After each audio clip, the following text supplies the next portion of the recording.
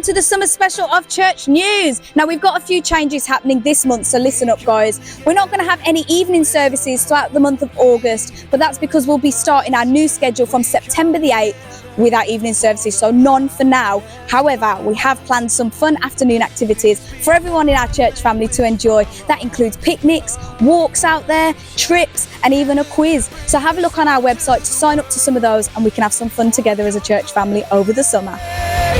With one voice, we will sing. Every tribe and every tongue brings up. All of our various midweek activities are going to be taking a little break over August for the summer break. Don't worry, we'll be back in September. So if you want to just keep up to date with things, make sure you check out our website and our social media. Down to this earth as we sing to our King with one voice.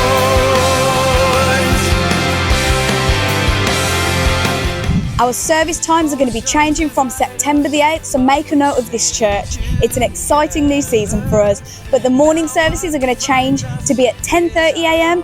and the evening services will change to be at 5 p.m.